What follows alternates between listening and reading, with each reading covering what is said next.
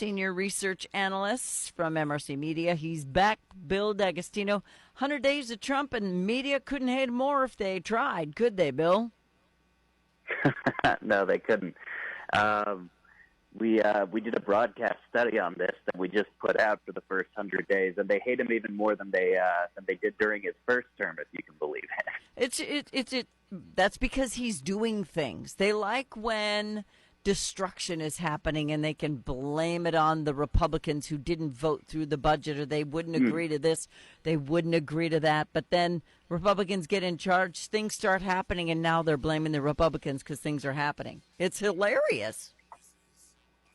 Yeah, and it's funny that at least the media have a bit of their act together in terms of messaging, because the Democrats are sort of in shambles in this regard. So if anything, they're the ones with the united front.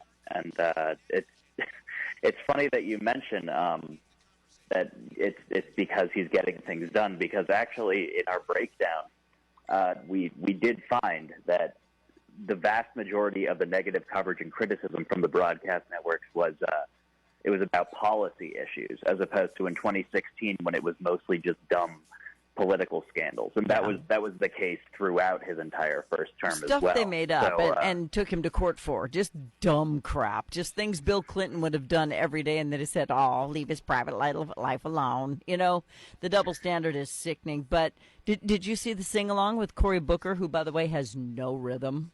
That was hilarious to me. I'll be honest. I saw a muted video of it on X, and I winced for a few seconds, and I scrolled right on past it. It was funny. I didn't have it in me. Oh, there was a guy sitting there with a scarf and on a hot day. I don't know what was with the scarf. Maybe he had a boo-boo. I don't know. But Cory Booker sitting next to him, tapping his leg, trying to be along. He's like a beat and a half behind the music. I was rolling on the floor laughing. I was like, oh, no. Well, let's do a story on this. But Trump has actually gotten over $5 trillion in new investment fuels for America's future. He has re-looked at the tariffs and decided the things that are most important for America. He doesn't want the tariffs to somehow double down on themselves, where some of them were overlapping. So he got rid of those to make sure that we have what we need to do what we need to do. And other countries are knocking down the doors to come in, and because they need American money. But they won't cover it, Bill. No, they're never going to talk about the reshoring of jobs, because that gives purpose to the tariffs, right? It at least plants the seed of the idea in people's heads that, okay, well, maybe there was actually a reason for this. Maybe this isn't just the orange man being super dumb. He's not even orange anymore.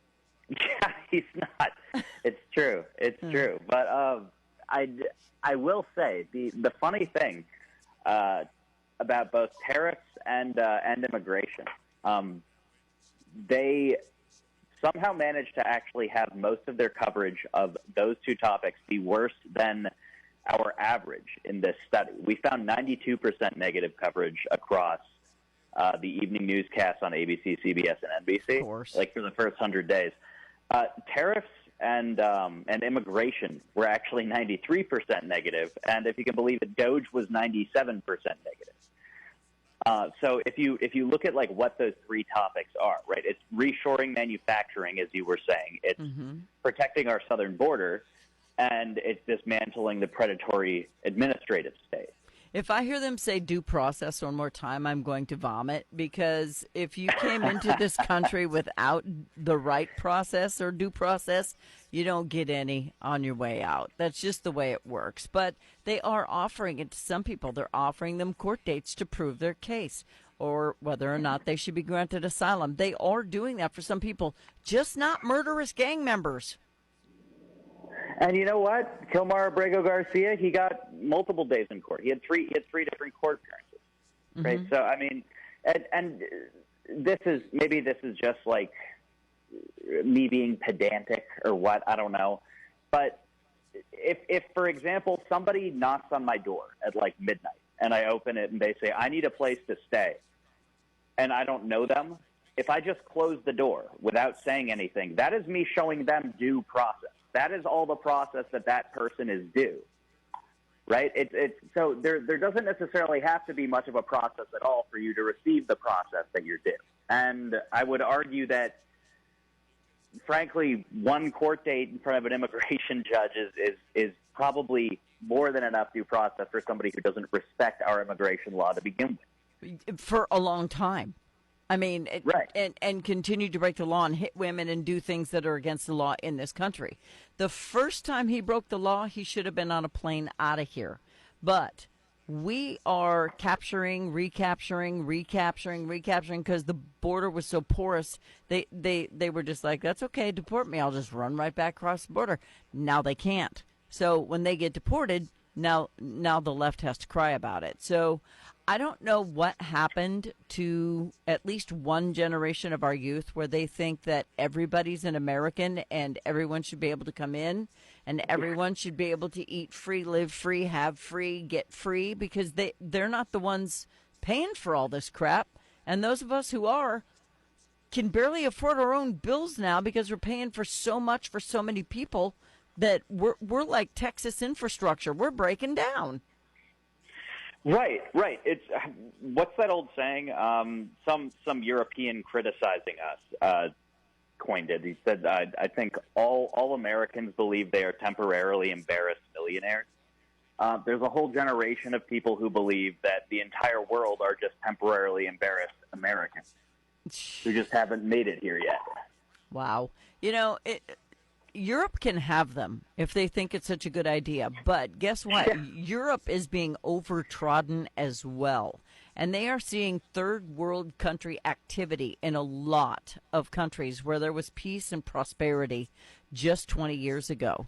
So if you look at what happens when you just take down the fences and let everybody roam around, this is what happens. The bad players take a hold of the good places and destroy them. It's called criminal 101. It's what they do. They go where the good stuff is and they destroy it. Right. I mean, it's kind of almost axiomatic when you think about it, right? Like if you take a lot of people from a place that has a much higher crime rate than your country, and they add them to your country, then the crime rate in your country is statistically very likely to go up, right? And that's, I mean, that should be common sense. Now, obviously, I assume that there's some kind of assumption on the part of people who don't expect that to be the outcome. That okay, well, we're vetting them, we're screening for criminality or whatever, but that part of their brain that makes that assumption seems to turn off whenever they see people streaming across the border, and then they say, oh, well, they're just coming here for a better life. And it's like, right, what about that whole vetting thing? Mm-hmm. Yeah. So anybody who has broken the law or who came here illegally and is not following the law once they get here, whatever the case may be, they shouldn't get to stay.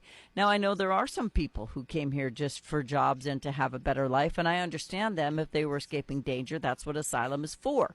We all understand that, but we have to put a limit on it. And I wish that the news would have to put a limit on their negativity about the president, because they are actually swaying voters to believe lies, just like they did with the golden showers and the Russian everything. So this is gross. They're not talking about anything that he's doing good. They're trying to ruin Elon Musk. I think he should sue them all. And I just hope that we can get back to a time when people understand that when you come here and you are not an American and you want to be an American, that there's a process to do that.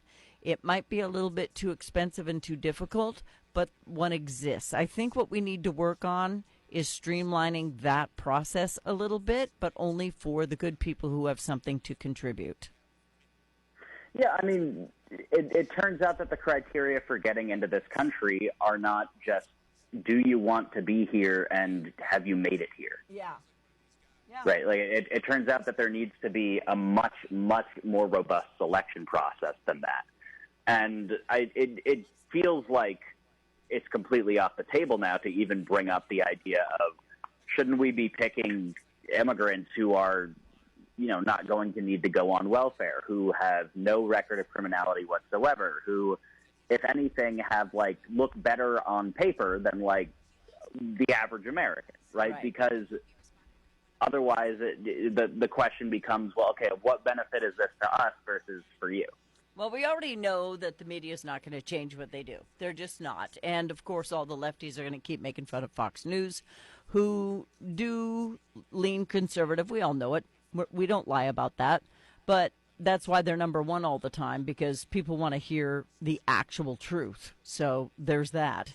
But, I really feel very, very strongly that with the violence that we have in Memphis right now, which is a place, I used to go to Beale Street and just hang out because we're right up the road from Memphis, and we'd go there with the kids and have fun and dance in the street stuff. You couldn't make me go there now because you'd probably get killed. So why is the violence in such a rapid uptick in so many parts of our nation right now when it wasn't just 20 years ago? Now, I'm not solely blaming illegal immigrants, so don't send me those emails. But when you take a community and you take away the benefits from the people who belong there, who grew up there, and you spread it out really, really thin and you give it to people who don't deserve it, people get mad and they start doing bad things. Yeah, absolutely, and it breeds a bit of a nihilistic kind of a worldview as well. And then of course you pair that with the 1-2 punch of completely soft on crime DAs, who it seems that some of these prosecutors and DAs, the Soros-backed individuals, are almost intentionally trying to raise the crime rate. Right, the way they're so effective at it with some of their colossally destructive policies.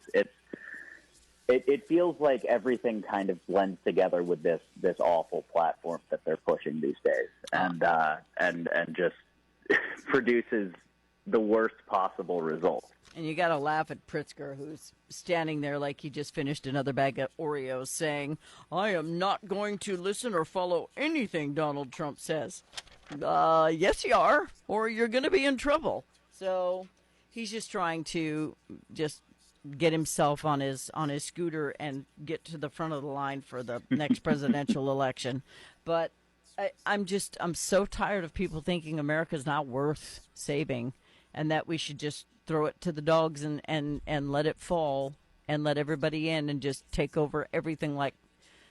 I love America so much, Bill, that what's happening right now seriously scares me for the future. So hopefully Donald Trump can get it done, and then in 2038, Barron can come in and we'll make America great again then.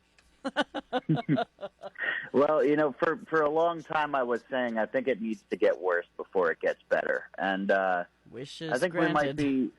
we might be a little bit around the turning point there. Yeah. I think it's going to be a bumpy couple of years, maybe a whole bumpy term, but we'll see what happens after that. And I do finally see enough things trending in the right direction that when I used to say that I couldn't imagine how it could get better, what getting better would look like. And I think that a lot of people now kind of do have a bit of an idea of that, right? Like how you get from here to there. And that should be a very encouraging thing. And I will say, the team that's trying to hurt America, they're certainly struggling a lot themselves. I mean, you're having a sit-in in front of Congress on Sunday. I mean, Congress isn't open on a Sunday. I know that it continued into the week, but that's like hearing that students staged a walkout on a Saturday. Like, yeah, that'll show the school. Yeah. So, I mean, and then there's these ridiculous impeachment articles that have been filed against the president that even cable news like CNN and MSNBC are criticizing because they recognize that it's pointless, right? I mean, the Democratic Party right now has basically no message and no leader, and they're completely disorganized.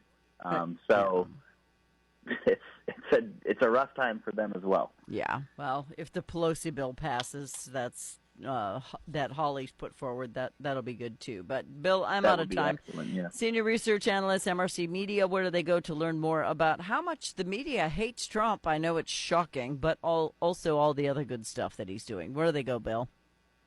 Yeah, come check us out at newsbusters.org. And also find us at mrc.org. Yeah, check him out. Bill D'Agostino, Senior Research Analyst. Thank you, sir. Appreciate you going over on time with me a little bit. Absolutely. Thanks a bunch. You're welcome. Bye-bye.